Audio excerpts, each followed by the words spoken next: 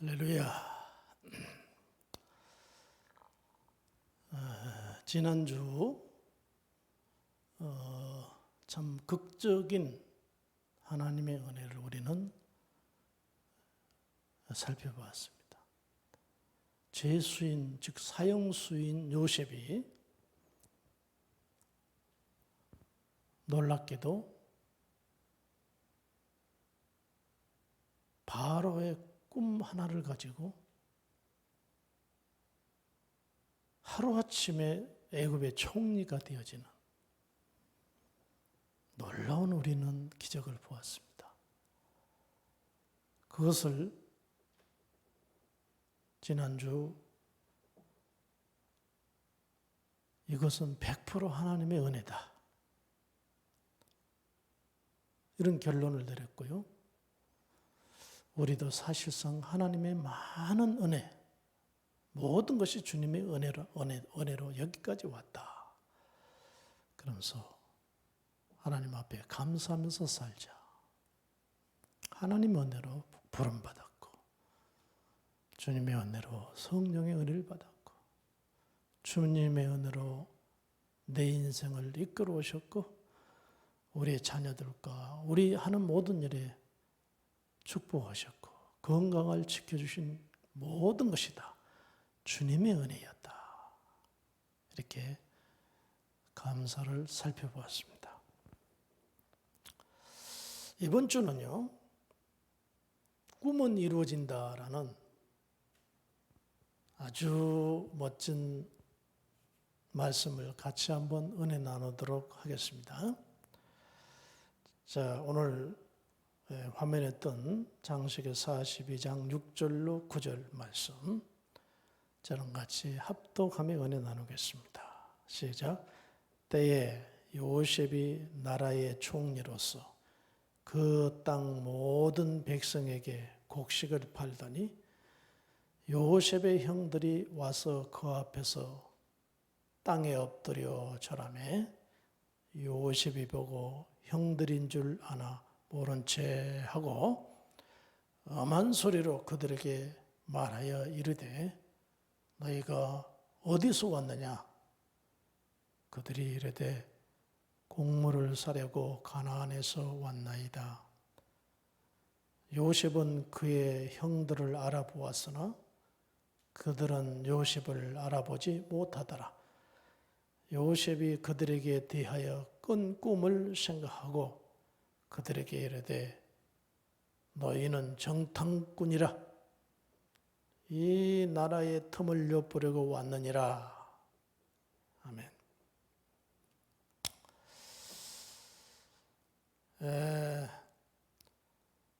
요셉이 이제 해석한 바로 왕의 7년 풍년과 7년 극심한 흉년이 들 걸 예언한 대로 7년 풍년이 세월이 지나고 과연 7년 흉년이 찾아왔는데 정말 비 한 방울 내리지 않는 이런 극심한 가뭄에 처했습니다. 이건 애굽뿐 아니라 그 주변 모든 국가가 비슷한 상황이었어요.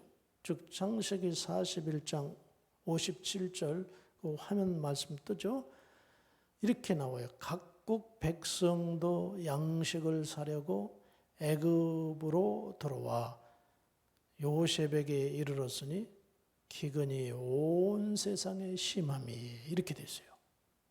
기근이 온 세상에 심했더라. 네. 이런 상황에 창세기 42장 1절에 보니까 문제는 야곱이 집안이 큰일 났어요. 여기 42장 1절에 보니까 그때에 야곱이 애굽에 곡식이 있음을 보고, 이미 애굽에는 풍년 들었을 때 창고마다 가득 채워놨었죠. 아들들에게 이르되 너희는 어찌하여 서로 바라보고만 있느냐? 보려령입니다. 너희들 도대체 이러다 굶어 죽게 생겼는데 서로 얼굴만 쳐다보고 있으면 되겠느냐 말이에요. 그리고 42장 2절에 보니까 야곱이 또 이르되 내가 들은즉 저 애굽에 곡식이 있다 하니 너희는 그 거리로 가서 거기서 우리를 위하여 사와라. 그러면 우리가 살고 죽지 아니하리라. 먹고 사는 문제가 이제 죽고 사는 문제가 됐어요. 가뭄이니까 애굽보다 훨씬 더 가뭄을 많이 타는 곳이 팔레스타인 땅 아닙니까? 가나안 땅인데 이게 다 죽게 생겼거든. 그래서 있는 폐물 다 싣고 애굽으로 지금 자식들을 먹을 곡식을 사러 야곱이 내려보내고 있는 상황을 볼 수 있습니다. 자, 그래서 이제 애굽의 궁에 들어와서 자기들이 모를 수밖에 없었던 것은 요셉이 그 형들이 생각에는 노예로 팔았잖아요. 요셉을 노예로 팔아먹었기 때문에 그 사람 몇 년 만에 국무총리가 된다? 아무리 얼굴이 똑같아도 믿을 수가 없어요. 상상이 안 되는 거죠. 그러니까 그 형들이 이제 애굽 궁계로 들어가서 벌써 요셉은 이거 형들이 왔구나. 내지 막 펑펑 울죠. 다른 방에 들어가서 한참 울다 나오죠. 다시 나와서 시치면 뚝 떼고 엄한 소리로 그랬다고 그랬죠. 너희들은 어디서 왔느냐? 그러니까 총리가 아까 저 멀리 가나안 땅에도 흉령이 들어서 먹을 양식이 없어서 총리께서 통치하는 이 애굽에 곡식이 있다 해서 곡식을 좀 사러 왔습니다. 선처를 베풀어 주시옵소서. 이거 만약에 총리가 안 된다고 그러면은 이 곡식은커녕 이제 식구들이 다 굶어 죽게 생긴 상황이니까 얼마나 쩔쩔매겠습니까? 돈이 필요 없는데 곡식이 최고의 지금 가치를 가지고 있는 상황이 아니겠어요?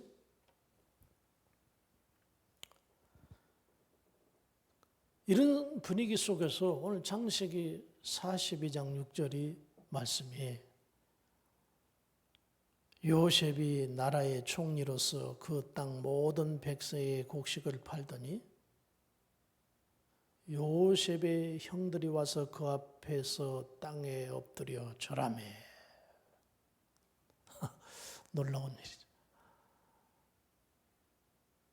어렸을 때 요셉이가 하나님이 주신 꿈을 따라서 얘기를 했죠. 형들의 볕단이 나를 향해서 절하더이다. 화면 보이신 분 두 꿈을 꿨죠. 해와 달, 또 어머니 아버지가 절하는 꿈. 그러니 형들이 대노를 했죠. 이건 왜냐하면 윤리와 도덕적으로 맞지 않거든요. 자기에게 지금 절한다는 얘기는 복종한다는 뜻인데 이놈의 자식 우리가 너희들에게 복종한다는 얘기야? 난리가 난 거 아닙니까? 사실상 이런 것이 모여가지고 결국은 요셉이 죽게 되었고 간신히 노예로 팔림을 받는 결과를 초래했던 거 아니겠어요? 근데 지금 그 형들이 자기는 총리가 됐는데 자기 앞에 곡식 좀 팔아달라고, 우리 곡식 좀 가져가게 해달라고 그냥 땅에 머리를 숙이고 얼굴 쳐다보지도 못하고 통사정을 하고 있는 상황이 됐지 않습니까? 요셉은 그 순간 그 옛날 우리 하나님께서 형의 볕단들이 자기를 향해서 무릎 꿇고 절하는 모습이 번뜩 떠올랐습니다. 그 앞에서 땅에 엎드려 절하매. 놀라운 일이죠. 아마 요셉이 깜짝 놀랐을 거예요. 이야, 세상에 우리 하나님 대단하신 분이다. 이건 있을 수도 없는 일인데 우리 하나님이 이렇게 만드셨구나. 이 꿈대로 되는구나 이거. 우리들도 어쩔 때 꿈꾸면요. 그 다음날 꿈꾼 그대로 된 그런 경우가 종종 있잖아요. 그런데 이런 소소한 것이 아닌 요셉은요, 말도 안 되는 상황이 벌어지고 전체 형들이 자기에게 무릎 꿇고 절을 하는 지금 모습을 보고 있잖아요. 대단한 겁니다. 도저히 있을 수 없는 꿈이지만, 있을 수 없는 또 상황이지만 하나님이 하시면 합니다. 하나님이 역사하시면 하는 겁니다. 하나님이 역사하시면 되는 겁니다. 얼마나 요셉은 깜짝 놀랐겠는가 한번 상상을 해보시기 바랍니다. 그런 반면 성경에 여러 군데도 나옵니다만은 꿈이 다 이루어진 거 아니라 무너진 꿈도 많이 나와요, 성경에.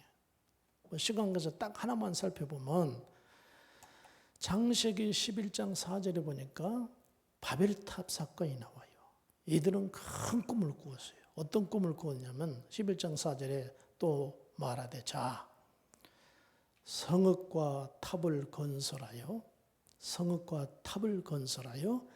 그 탑 꼭대기를 하늘에 닿게 하여. 그게 뭡니까? 우리가 하나님 되자 그 말이죠. 두 번째, 우리 이름을 내고 명예를 내고, 세 번째, 온 지면에 흩어짐을 면하자. 똘똘 뭉치자 우리끼리. 이 바벨탑을 중심으로 모이자. 큰 꿈을 꾸었어요. 우리가 하나님 되자. 우리 이름을 영원히 내자. 우리 이 탑을 중심으로 똘똘 뭉치자. 이렇게 해서 바벨탑을 쌓았습니다. 이러자 우리 하나님이 이 상황을 보려고 내려오셨다고 그랬어요. 그게 가관이 아니에요. 가관이. 네. 안 되겠구나 이놈들. 우리가 저놈들을 만든 창조한 목적이 하나님을 찬양하고 높이고 잘 섬기라고 했는데 어느덧 다 잊어버리고 쥐들이 하나님 되겠다고 그러면서 저 야단 법석을 꾸미는 모습, 그 정말 꿈을 이루려고 하는 그 모습을 보고 하나님이 가만두겠습니까? 그러니까 하나님이 없는 꿈은 무너지게 돼 있어요. 하나님을 무시한 꿈은 무너지게 돼 있단 말이죠. 그래가지고 우리 하나님이 간단하게 해결했어요. 뭐 바벨탑을 지진이 일어나서 무너뜨린 게 아니라 거기에 있는 사람들이 언어를 혼자, 옆에 있는 친구 말도 알아듣지 못하게 언어에 혼잡을 준 거예요. 어떻게 공사를 합니까? 옆에 사람 말도 알아듣지 못한 이상한 말들을 해야 되니까 공사를 못하잖아요. 그러니까 11장 8절에 그들이 그 도시 건설을 하기를 그쳤더라. 네.